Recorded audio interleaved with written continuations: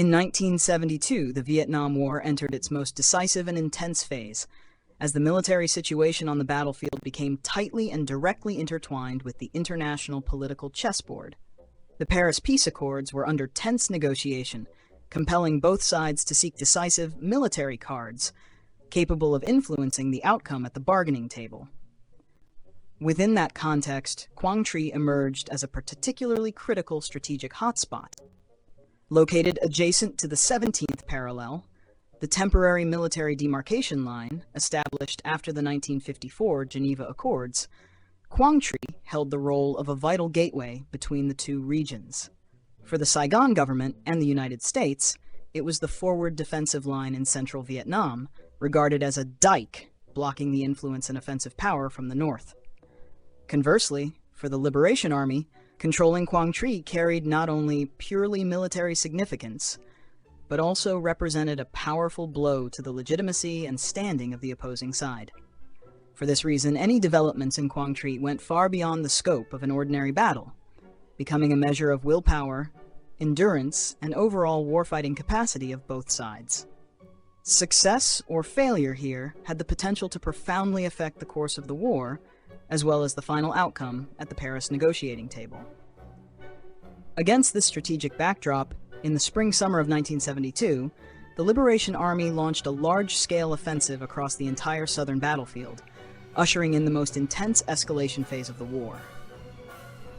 Quang was selected as one of the key axes of attack because of its special position within the Saigon government's defensive system in central Vietnam. The capture of Quang was intended not only to break the crucial defensive line near the 17th parallel, but also to carry immense political symbolism. In May 1972, within the framework of the Spring-Summer Campaign, the main forces of the Liberation Army simultaneously attacked the defensive lines of the Army of the Republic of Vietnam, ARVN, on the Triet Thien Front. After a series of powerful, continuous, and deep strikes, the defensive belt from the Bin Hai River to My Cheng was breached. Under heavy pressure in terms of military force, morale, and mobility, ARVN units were forced to withdraw in a passive posture. On May 1, 1972, the entire province of Quang was liberated, the revolutionary flag flying atop the provincial headquarters, marking a major turning point in the war. This was the first time during the entire resistance war that a province in the south was completely liberated and openly controlled for a relatively long period. The event caused a major shock to the Saigon government and the United States, shaking confidence in the ARVN's ability to hold territory. At the same time, the victory at Quang created a clear political advantage for the Liberation Army, helping elevate its position at the Paris negotiating table, and opening a new phase of fierce confrontation centered on whether to hold or retake this strategic land. The liberation of the entire Quang province in early May 1972 delivered a serious strategic shock to the Saigon government. Not only did it lose an area of exceptional military importance, but the Republic of Vietnam also faced the risk of a severe decline in political credibility amid the intense negotiations of the Paris Peace Accords. In response, President Nguyen Van Thieu quickly decided that Quang must be retaken at all costs, considering it a matter of survival for the regime. From that point, the counteroffensive campaign known as Lam Son 72 was officially launched. Lam Son 72 was one of the largest military campaigns undertaken by the Army of the Republic of Vietnam throughout the entire war. ARVN committed to the Quang Front its most elite forces, including the entire Airborne Division, Marine Brigades, and numerous other strategic reserve units, with total strength equivalent to more than a dozen infantry regiments, dozens of artillery battalions, and multiple armored units. In addition, the campaign received maximum U.S. fire support, ranging from tactical air power and strategic B-52 bombers to naval gunfire from the 7th Fleet offshore. Overall command of the campaign was entrusted to General Ngo Quang Trung, one of the most highly regarded ARVN commanders. The central objective of Lam Son 72 was the recapture of Quang town, with the Quang Citadel identified as the key symbolic point representing control of the provincial capital. ARVN's initial plan was to conduct a rapid offensive, expected to be completed within 2 weeks, in order to quickly replant the Republic of Vietnam flag and gain propaganda advantages before the Paris negotiations entered their decisive phase. In firepower lay immense political pressure weighing on the ARVN command apparatus. The demand to fight fast and win fast not only reflected military ambition, but also revealed deep concern that failure to retake Quang quickly would become a heavy blow to troop morale and to the international standing of the Saigon government. The Liberation Army's policy: hold the citadel at all costs. Faced with the Republic of Vietnam's launch of the large-scale Lam Son 72 campaign and its determination to retake Quang the Trien Front Command of the Liberation Army had already anticipated that a fierce counteroffensive was unavoidable. Immediately after liberating the entire province, the Liberation Army had to rapidly stabilize the newly secured area while urgently shifting from an offensive posture to a strategic defensive stance, preparing to confront the enemy's powerful counterattacks. In that context, a policy of decisive importance was established: hold the Quang citadel at all costs, for as long as possible. This policy did not stem from a purely territorial objective, but was placed within a broader strategic vision. The campaign command determined that the Quang citadel represented a convergence of multiple layers of significance: military, political, and psychological. Militarily, holding the citadel would force the enemy to concentrate large forces, thereby exhausting the most elite ARVN units within a confined space. Politically, each day the citadel remained standing meant that the initiative at the Paris negotiating table continued to tilt toward the Liberation Army. Thus, the core objective was not holding the citadel to hold the province, but holding the citadel to wear down the enemy and create strategic leverage. The citadel's defensive force was organized from local units of Quang combined with elements of the main forces of the 304th and 308th Divisions. Although their numbers were not superior, and were often depleted due to heavy casualties, the defensive posture was constructed in depth, flexibly adapted to the urban terrain. Defensive positions were interwoven among trenches, field fortifications, and ruined structures, turning every street corner and every section of wall into a fighting strongpoint. Above all, the decisive factor of the hold the citadel at all costs policy lay in human will. The slogan, "As long as there are people, there is a battlefield. As long as the Quang citadel stands," was not merely a military order, but became an oath of honor for every cadre and soldier. To them, the citadel was not simply a tactical objective, but a symbol of trust from the rear, of the honor of the army and the people nationwide. That awareness enabled the Liberation Army to accept enormous sacrifices, steadfastly holding on amid relentless bombardment, turning the Quang citadel into a battlefield of historic, decisive resistance. Main developments, from rapid assault to prolonged siege. When the Lam Son 72 campaign officially began, the Army of the Republic of Vietnam entered the counteroffensive with the mindset of a force enjoying overwhelming superiority in firepower and modern warfighting means. Relying on air power, artillery, and armored units with maximum U.S. support, ARVN expected to quickly crush the Liberation Army's defensive forces and retake Quang down in a short time. The initial phase of the campaign thus bore the clear imprint of a fight fast, win fast approach, using heavy firepower to open the way and speed as the decisive factor. In the early days of the counteroffensive, under intense bombardment, ARVN attacked strongly from the south, rapidly capturing several high points and outer areas of the town. The Liberation Army's deliberate withdrawal from peripheral positions to concentrate on deep defenses around the citadel led the enemy to believe that the defensive system had been broken. This miscalculation encouraged ARVN to accelerate the tempo of its advance, hoping to conclude the campaign within 2 weeks to serve political and propaganda goals. However, as ARVN pushed deeper into the core defensive zone, it encountered increasingly fierce resistance. Surprise counterattacks by the Liberation Army, though sometimes costly, forced the enemy to halt and reorganize. After the initial losses, the Liberation Army quickly adjusted its posture, reinforced its main forces, and strengthened the defensive system around the citadel. From this point, ARVN's offensive momentum slowed markedly, and the goal of rapid recapture became increasingly distant.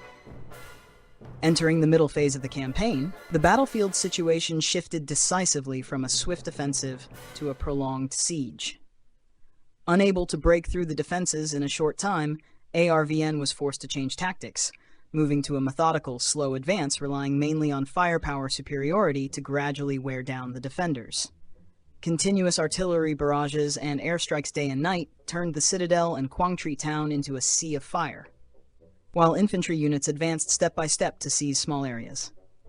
In contrast, the Liberation Army persistently employed a hold-and-fight strategy, using smaller forces against larger ones, exploiting the ruined terrain to organize flexible defenses, and engaging in close combat when necessary. The battle thus became a brutal tug-of-war, where every meter of ground had to be paid for in blood. This transformation from rapid assault to prolonged siege turned the Battle of the Quang Citadel into one of the most attritional engagements of the Vietnam War, lasting 81 days and nights, and far exceeding all initial expectations of both sides, an unprecedented level of ferocity. As the fighting at the Quang Citadel shifted into a prolonged siege, the ferocity of the battlefield quickly exceeded all familiar norms of modern warfare.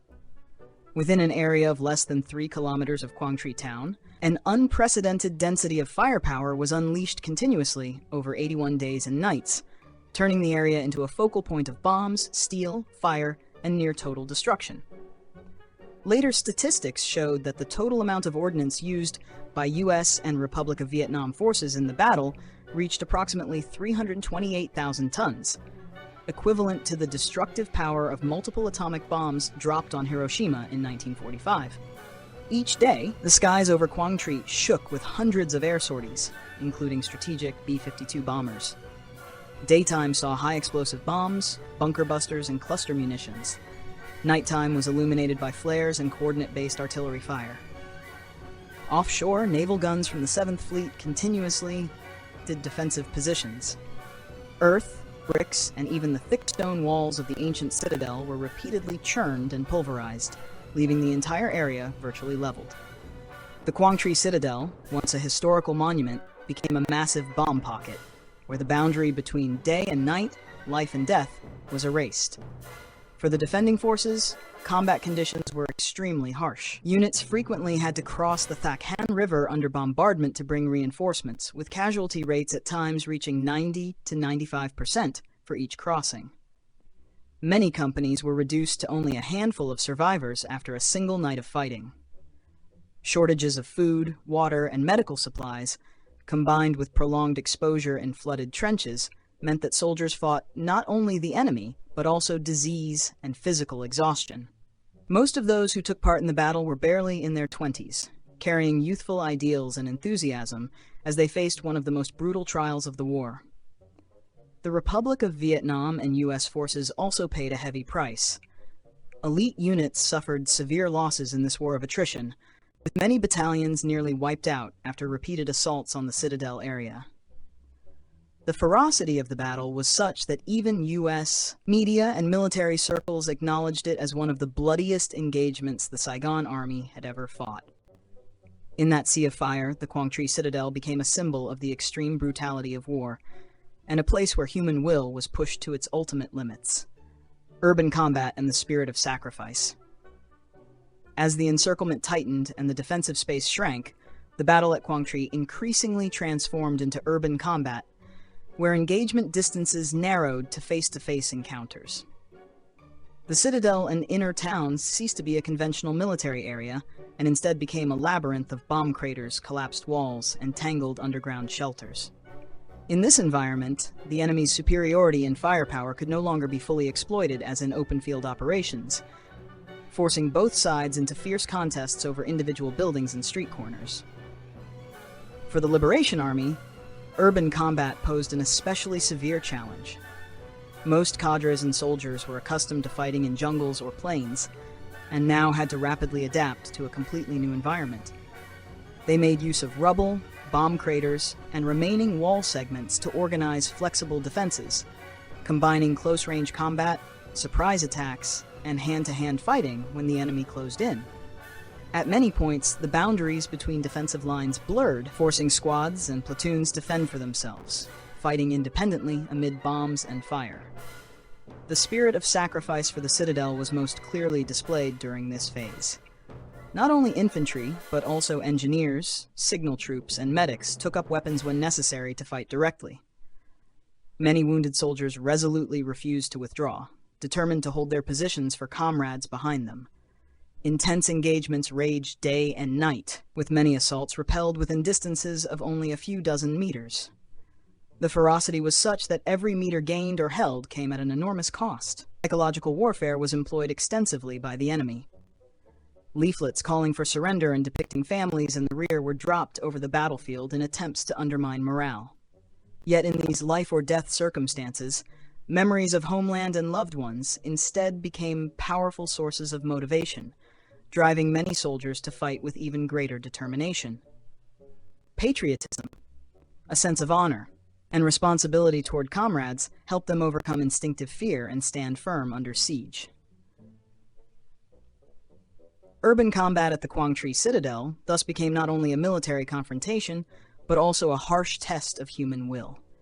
The spirit of sacrifice forged under extreme conditions turned ordinary soldiers into symbols of resilience, contributing to the unique historical significance of those 81 days and nights of fire and blood. Section 8. The end of the battle. After months of continuous combat at a rarely seen level of intensity, the Battle of the Quang Citadel came to an end in a context where both sides had been severely worn down in terms of forces, morale, and logistical capacity. By mid-September 1972, under mounting pressure from firepower, airstrikes, and infantry assaults by the Army of the Republic of Vietnam, the Liberation Army Command was compelled to make a strategic decision: to withdraw the remaining main forces from the Citadel area, ending the phase of holding the Citadel at all costs. This withdrawal was not a chaotic collapse, but was organized under extremely difficult conditions, amid bombs, artillery, and relentless enemy pursuit. Many units fought rearguard actions until the final moments, accepting heavy losses to protect the withdrawing forces.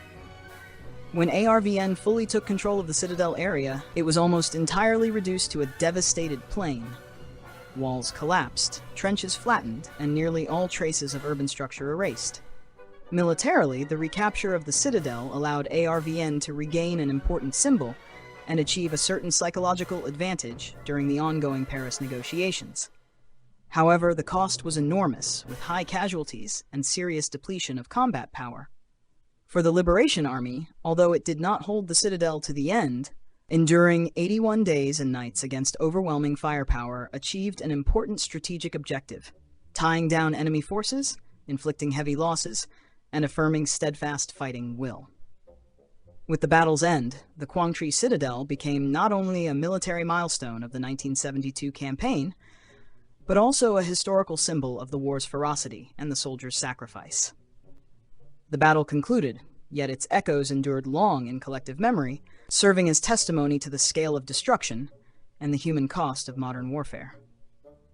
The Battle of the Quang Citadel in 1972 ended with complex military and political outcomes, clearly reflecting the stalemate and brutality of the Vietnam War in its later phase.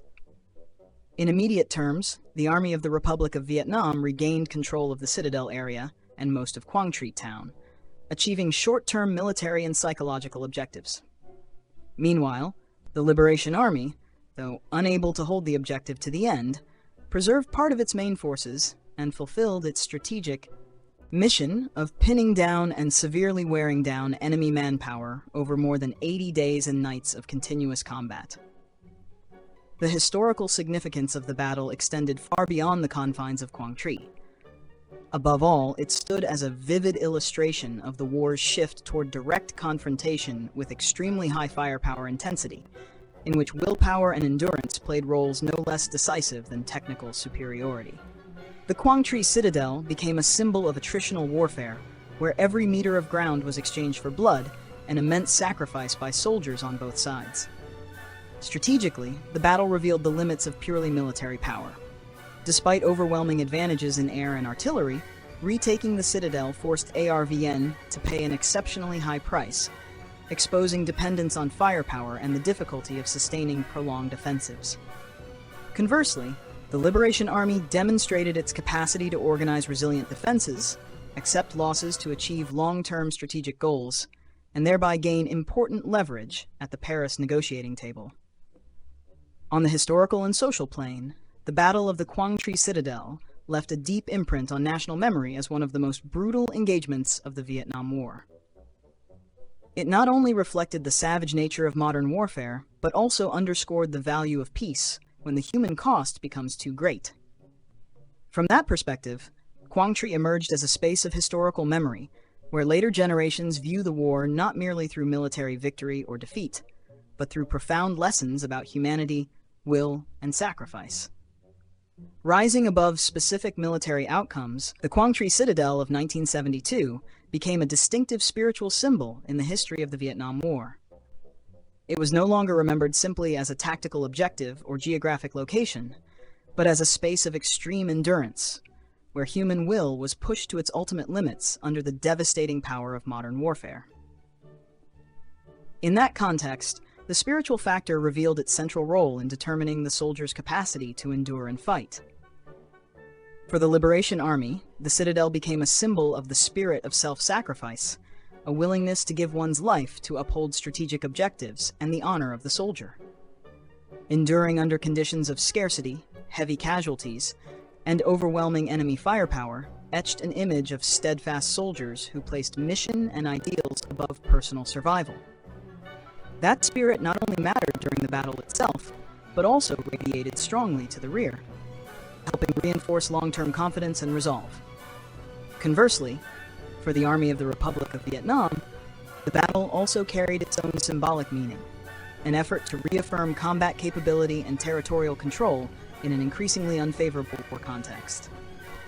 Yet the scale of losses turned the Citadel into a symbol of the harsh price exacted by war, leaving deep psychological scars on soldiers and Southern society alike. Over the long term, the Quang Tri Citadel transcended the boundaries of wartime memory to become a shared symbol of sacrifice and the aspiration for peace.